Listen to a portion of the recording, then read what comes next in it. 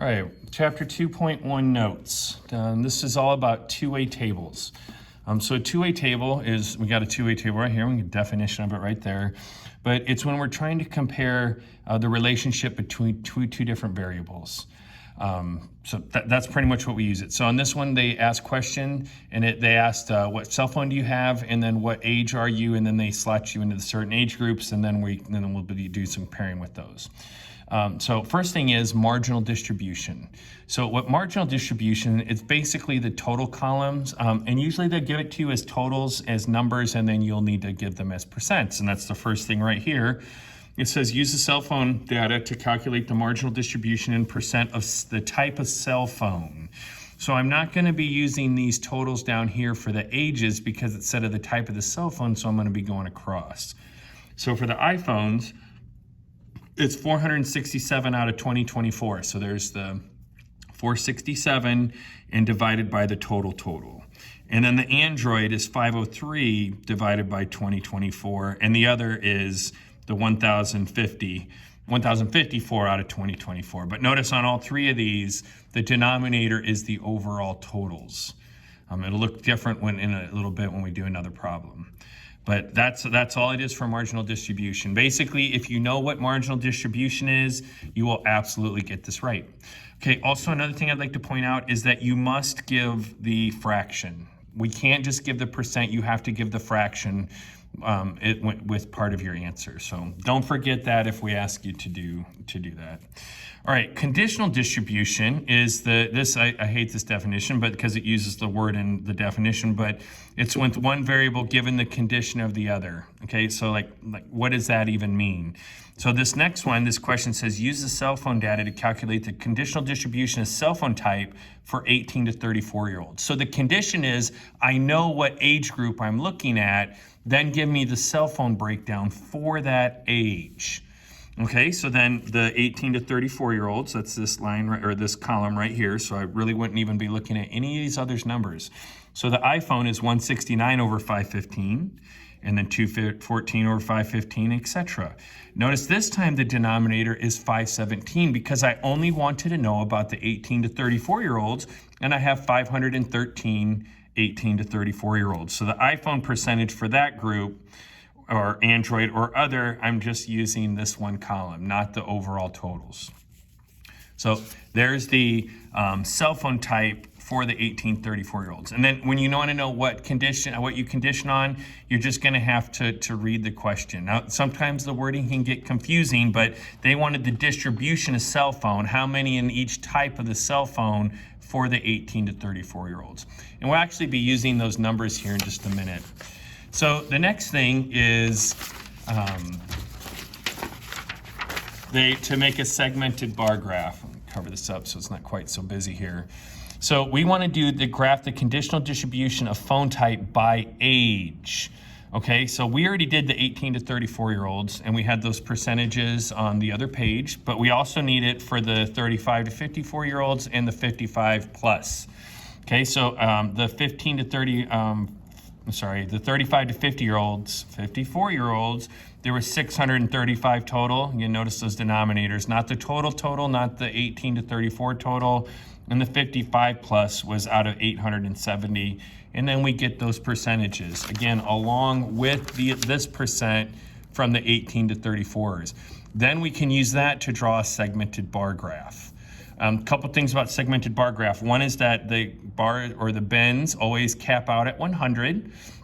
And then it's a running accumulation as we move up. Also, you need to do some kind of key to indicate which is which. Okay, so on this one, the iPhone I'm going to do is the empty one. I need to try to keep that consistent. So if I do the unshaded region on the bottom of this bin, it needs to be the unshaded region for both of them. And then the shaded needs to be the middle for each one. And then I polka dot, that one's on the top. Wouldn't matter which one I did. I mean, I could have done the other at the bottom. It doesn't matter as long as you stay consistent. All right, and then to make this, and I don't need to go through all of these, but if I go back to, well, here, let's just use this percentage right here. For the 35 to 54-year-olds, the iPhone was 26.8%. So right here, that's about 26. And it's just, I mean, we're hand drawing it. It's not going to be perfect. It should be above 25, but not by much. Okay, and then the Android was almost 30%. Okay, now notice I don't go up to 30, it's actually the 26.8 plus the 29.7, and those two together add up to be this amount. And then the other is the rest, and you can just double check, it's 43, it's a little bit less than halfway, and that checks out just fine. So that's how you make a segmented bar graph. Now, you would definitely want to practice that before it would be on the test, but we'll actually have you make a conclusion from the segmented bar graph. All right, so what does it mean for two variables to have an association? How can you tell by looking at the graph? So association means if I know one of the variables, I know something about the other one, or at least I have some indication about the other variable. So for example, on this one, if I knew I had picked out a person who is 55 or older, and I wanted to know what cell phone they had, but I wasn't given that information, well, I'm certainly going to guess the other type of phone. Which, by the way, back in the day, this one included the non-smartphones. That's why there were so many of these, because not everybody had smartphones yet. But if I knew the person was 55, I would have pretty good indication, although not guaranteed, that they were in the other, they had the other style of cell phones. So that's what's kind of going. Okay, how can you tell by looking at the graph? If the graphs look different, there is an association. If the graphs are about the same, then there is no association. If two things or some things that would be associated, study time and grades.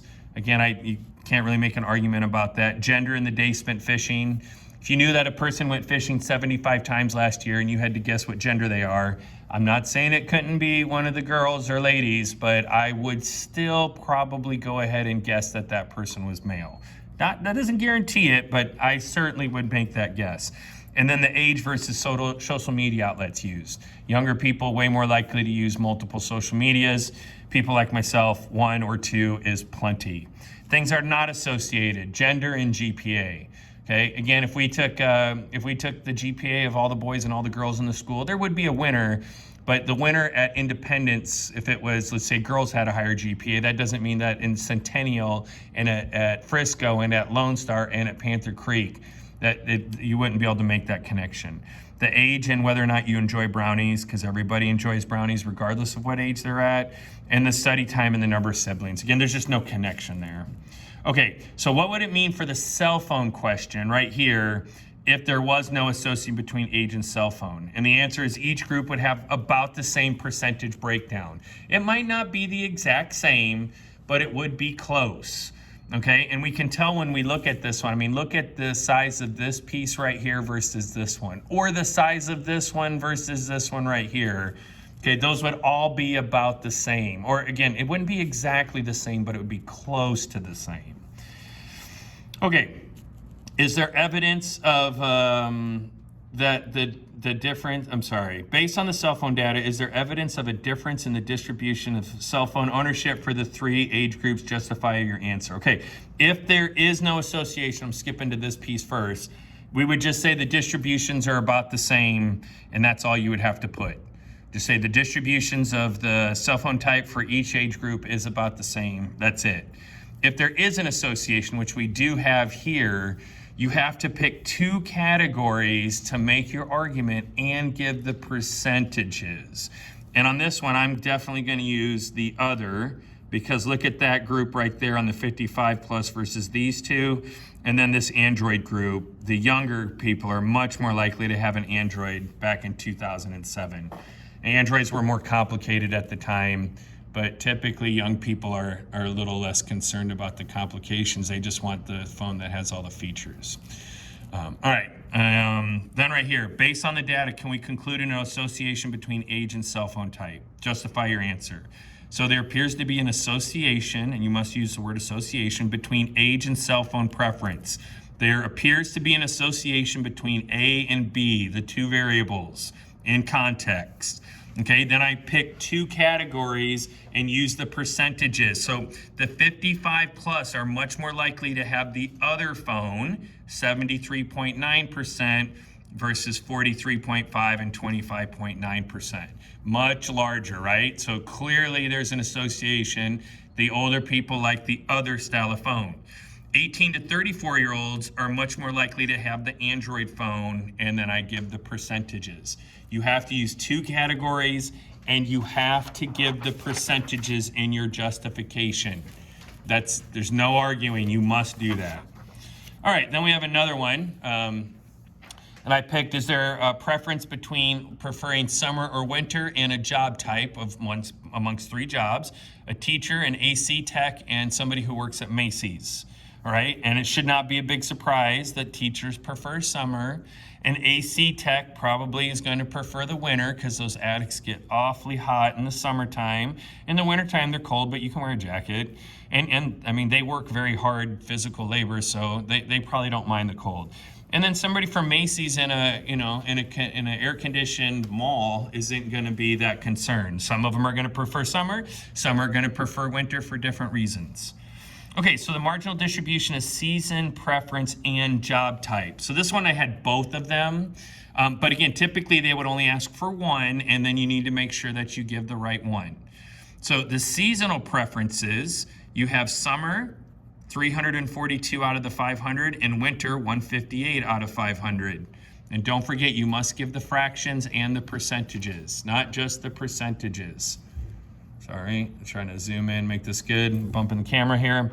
The job type, again, you go across, teacher, AC Tech, Macy's, all divided by 500. Notice that for the marginal distribution, the denominator is 500 for all of them. Okay. Find the conditional distribution of seasonal preference for each job type. The distribution of seasonal preferences, the breakdown of season preference for each of the job types, teacher, AC Tech, and Macy's employee. And again, for teacher, we have 263 out of 285. We'll be going straight across. When I talk about the teacher breakdown, I don't need any of these other jobs, just the teachers. When I'm talking about the AC Tech, I don't need anything else but this middle row. I don't know if it's middle row, but the second row. When I want Macy's, I only need that third row. So the summer and winter for teachers, summer and winter for AC Tech, and summer and winter for Macy's. Now, of course, it's going to take a little while, and that does get a little tedious. But you can always stop the video and copy that stuff down for a second. And then we have the segmented bar graph. And again, I got each of my teachers, and then I said each of my teachers, each of my job types, and then the breakdown amongst those job types. Okay, and then is there association and explain. Now this one I explained a little different because of the nature of the problem. You could have gone more the way we did last time, and it could said teachers were much more likely to like summer, and then give the summer percentages for teacher, AC Tech, and the Macy's, and you could have said that the AC Tech prefers winter and give the percentages for each of them. To me, it tells the story a little bit more because one group prefers one group prefers the other, and the other one's kind of 50-50. So I said there appears to be association between job and season preference. Teachers very much prefer the summer, probably because they're on vacation, 92% versus 7.7. So I compared within the teachers. And then the AC Techs prefer the winter when the attics aren't well over 100 degrees, 72.9 versus 27.1. And I went ahead and added all of them when I did it this way. So Macy's workers is about the same, 48.5% versus 51.5%. All right, there's video one.